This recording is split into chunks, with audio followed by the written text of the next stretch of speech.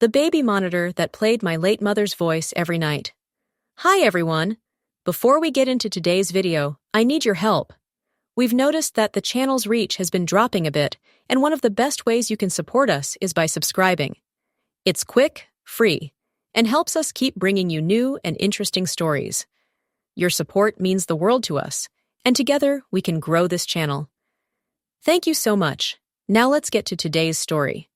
I'm writing from a temporary account for obvious reasons, and I've changed some details to protect my anonymity. The house smelled exactly as I remembered it. Lavender sachets and old books, lemon furniture polish, and the faint, underlying scent of my mother's perfume, still clinging to the curtains after all these months. I stood in the doorway with Emma bundled against my chest, her tiny heartbeat fluttering against mine, and felt the past wrap around me like a familiar coat. "You okay?" Daniel asked, carrying the last box through the door. His face was sheened with sweat despite the October chill. I nodded, not trusting my voice. Because I wasn't okay. Standing in my childhood home, now mine by inheritance, with my newborn daughter, and a marriage that felt increasingly like a stranger's, I was about as far from okay as possible. But I smiled anyway. Just tired. The house was exactly as my mother had left it. The floral sofa where she'd read to me every night. The kitchen table where we'd fought about college, about Daniel, about everything and nothing. The stairs where I'd sat listening to her crying after my father left. Her coffee mug still sat by the sink, unwashed, waiting for her to return. She wouldn't return. Pancreatic cancer had taken her 6 months ago, 3 weeks before Emma was born. She never got to meet her granddaughter. Never got to know I'd forgiven her for all the complicated, messy years between us. The nursery's upstairs, right? Daniel was already heading for the stairs, a bag of baby supplies over his shoulder. "Second door on the left," I called after him. "My old room." Emma stirred against me, making the small mewing sounds that meant she'd wake soon and want to nurse. I carried her through the house, my feet finding the familiar path to the kitchen, the living room, the sunroom where my mother had spent her final months in a hospital bed, watching the garden die with her. The furniture was gone now, but I could still see the outline where the bed had been, a rectangle of darker hardwood against the sun-faded floor. This was where I'd held her hand as she slipped away, where she'd looked at me with eyes that seemed to see something I couldn't, and whispered, "Don't come back here, sweetheart. Promise me you won't bring the baby here." I hadn't promised. And 3 months after her death, with our lease ending and debt piling up, and Daniel's mother making increasingly pointed comments about our situation, I decided to move us into the house my mother had left me. It was practical, it was free, it was mine.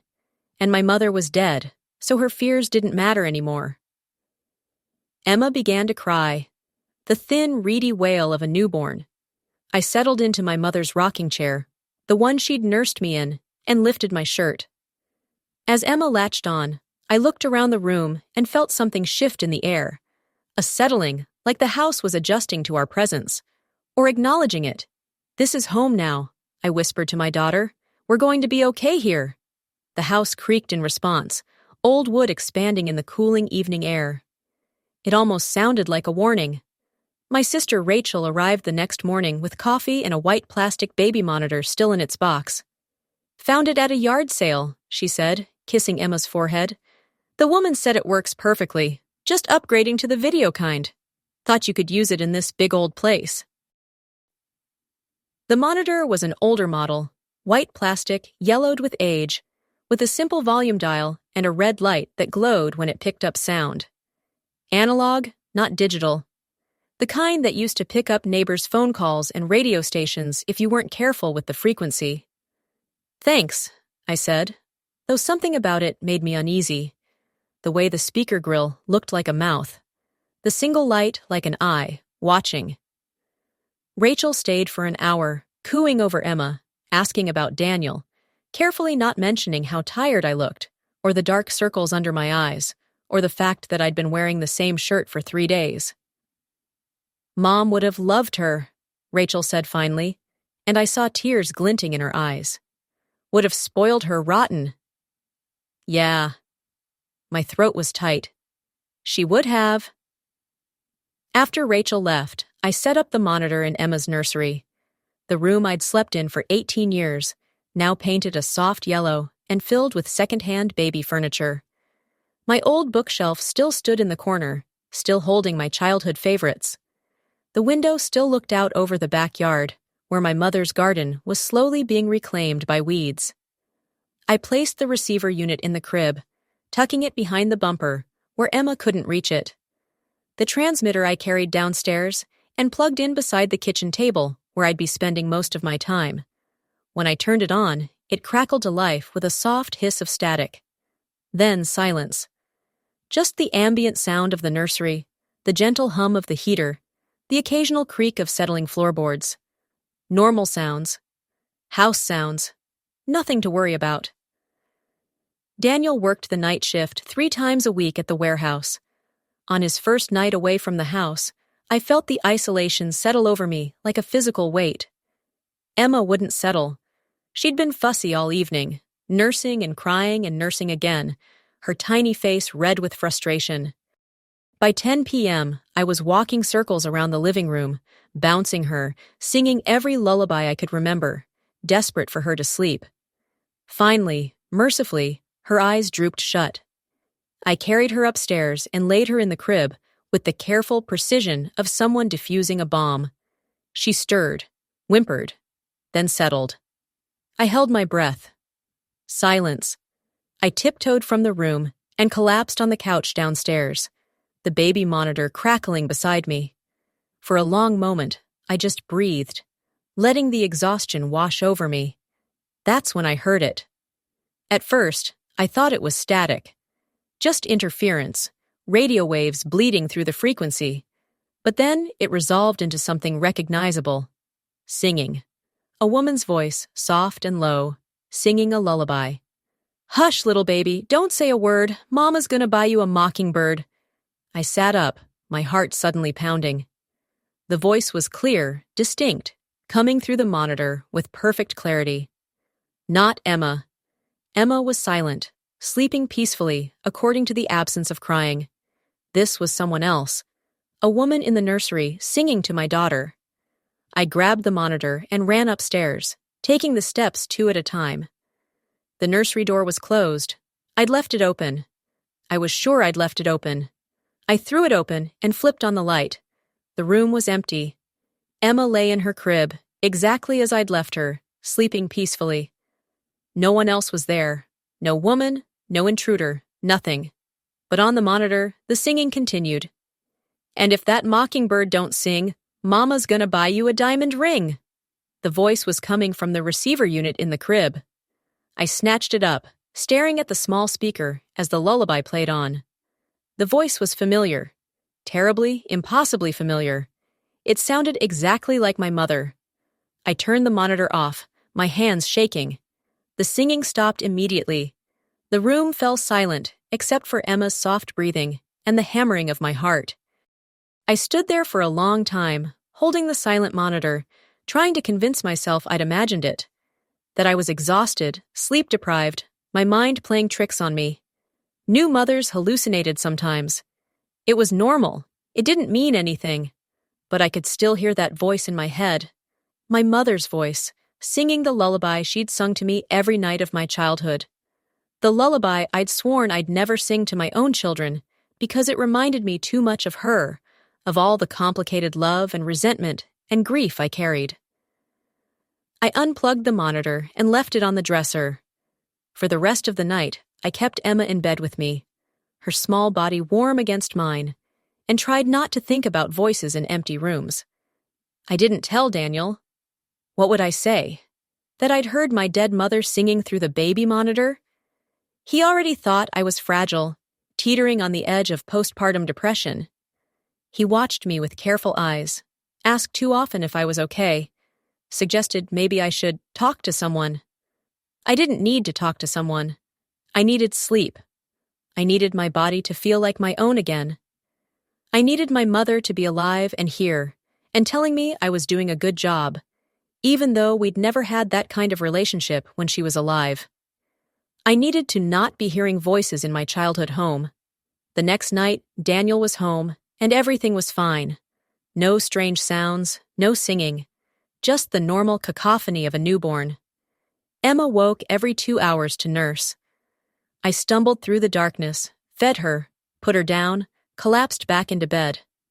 Daniel slept through it all, his snoring steady and oblivious.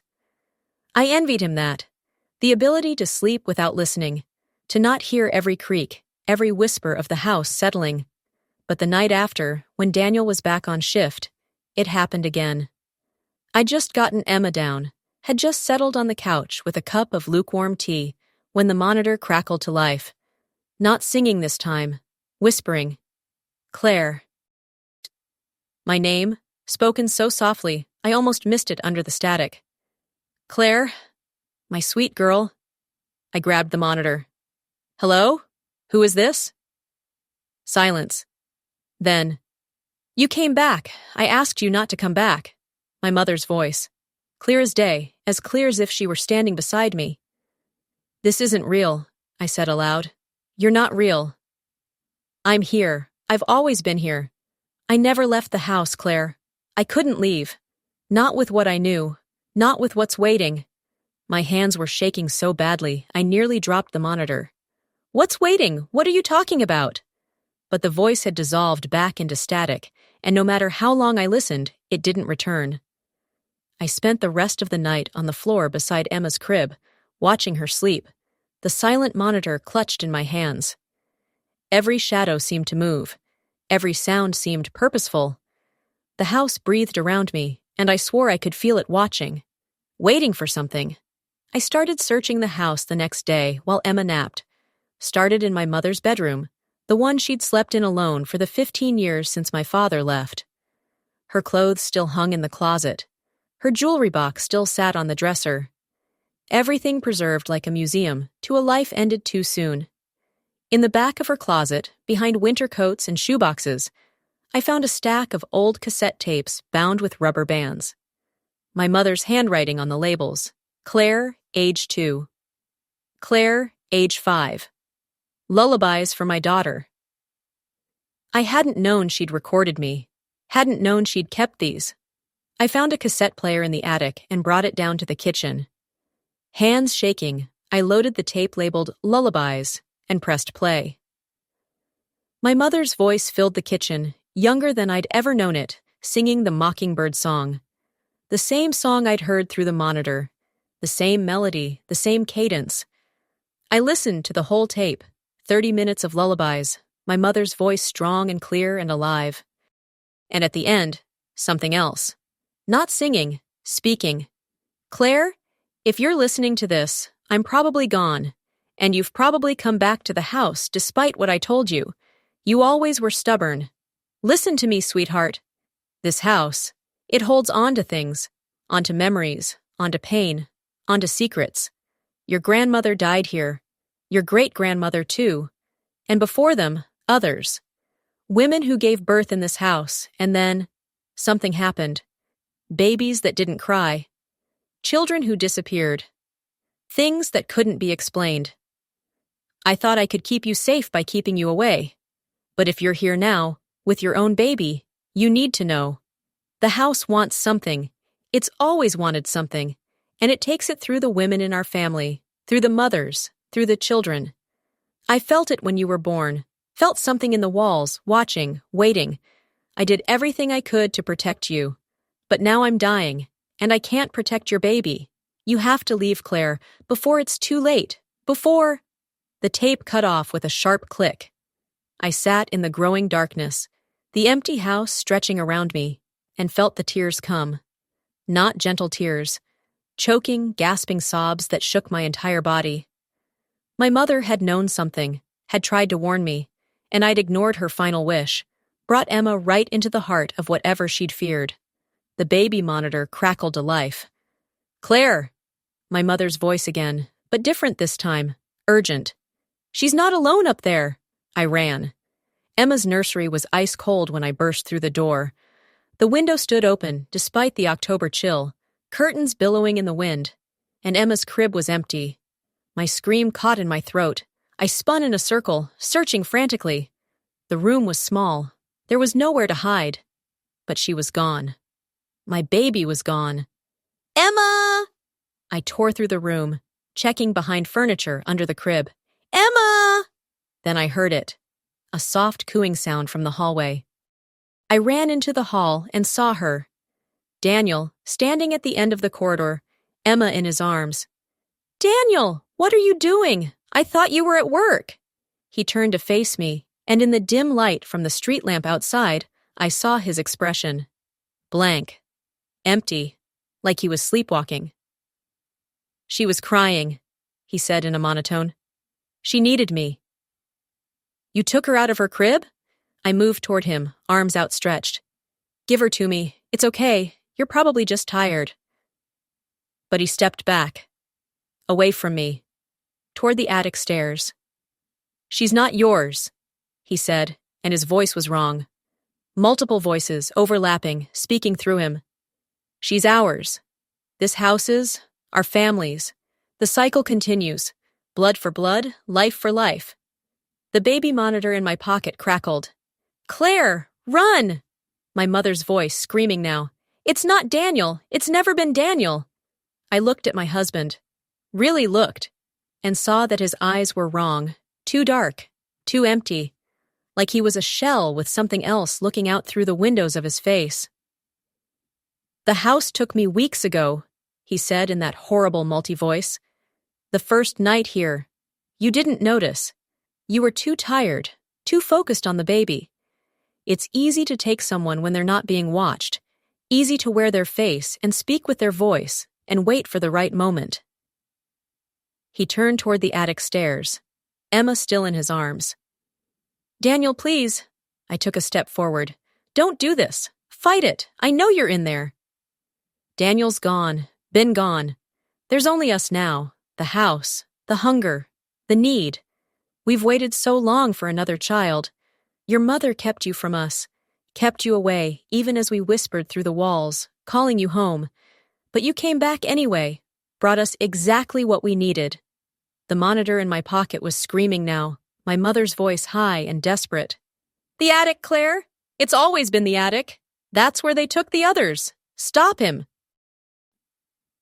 I lunged forward, but Daniel was faster. He darted up the attic stairs. Emma clutched tight.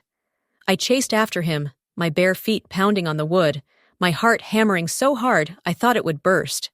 The attic door stood open. Inside, the space was dark, except for a soft blue glow emanating from the far corner. Daniel stood silhouetted against it, still holding Emma. Come see, he said. Come see what's been waiting all these years. I stepped into the attic, and my blood turned to ice. The walls were covered in them. Photographs, dozens of photographs, yellowed with age. Babies, all of them. Newborns with closed eyes. Some in cradles, some in arms. All still. All silent. All dead. And beneath each photograph, names and dates carved into the wood. Sarah, 1897. Margaret, 1923. Elizabeth, 1956. Julia, 1982. Generation after generation of women in my family. Generation after generation of babies that didn't survive. Your grandmother lost 3 babies before she had your mother, Daniel's voice said. Your great-grandmother lost 5. The house takes payment. For shelter, for warmth, for protection.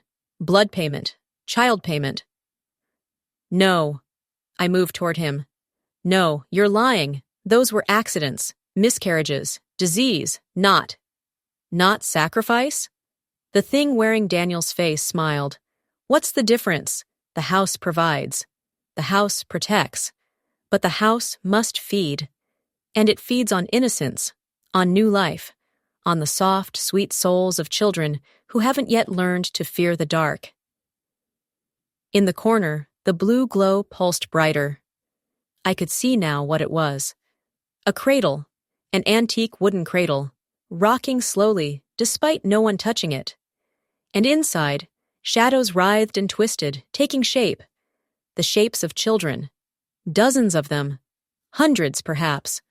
All the babies that had died in this house over centuries. all trapped, feeding whatever dark thing lived in the walls. Emma will join them, Daniel said, and then the house will be satisfied. For a time, until the next generation, until your daughter grows and has her own child and brings it home. He moved toward the cradle, and I saw Emma's eyes flutter open, saw her tiny mouth open to cry. The baby monitor in my pocket erupted with sound. Not my mother's voice. Many voices. All the women who'd come before, all the mothers who'd lost their babies to this place. "Fight!" they screamed. "Claire, fight!" I charged forward, slamming into Daniel with all my weight. He stumbled, caught off guard, and Emma tumbled from his arms. I caught her, rolled, protected her head with my hands as we hit the floor. Daniel, the thing that wasn't Daniel, turned toward me, and his face began to change. Melting, shifting, revealing something underneath that had never been human. Something old and hungry and patient. "You can't save her," it said. "You can't even save yourself. This is your home, Claire. Your blood built it. Your family fed it. You belong to it. All of you belong to it." The monitor voices screamed louder, my mother's voice rising above them all. "The recordings, Claire! Destroy the recordings!" I looked around frantically, saw them stacked against the wall. Cassette tapes, hundreds of them, spanning back decades. Recordings of every lullaby, every voice, every moment of love between mother and child in this cursed family. That's what the house fed on. Not just the children, the love, the memories, the voices preserved forever, keeping the dead tethered here, unable to move on.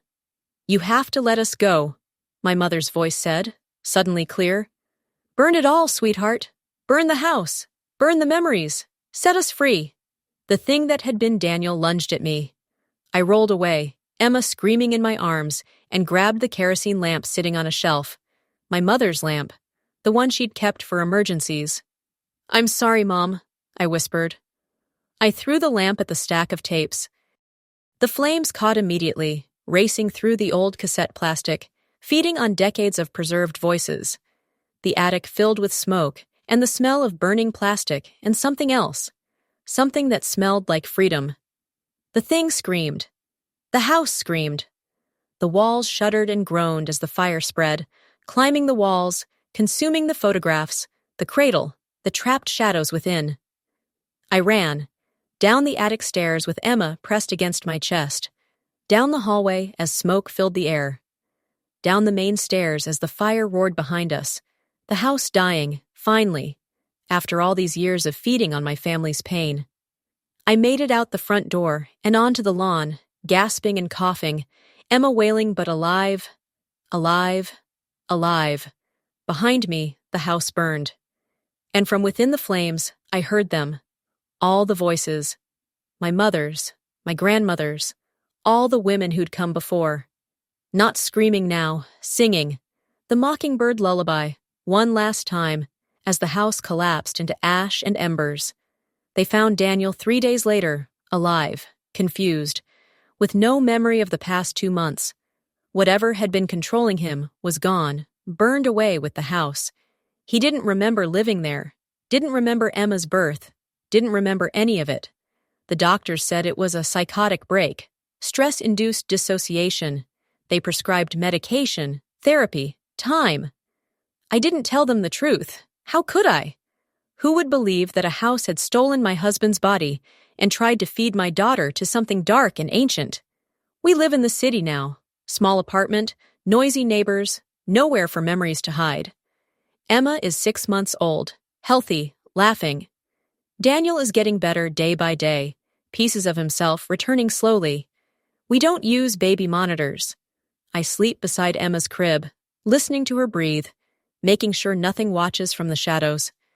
Sometimes, late at night, I think I hear my mother's voice singing, not from a monitor, not from a recording, just in my memory, where it belongs, where it's safe. "Thank you," I whisper into the darkness, to the ghost that saved us, to the mother who loved me enough to warn me even from beyond the grave. The only answer is silence.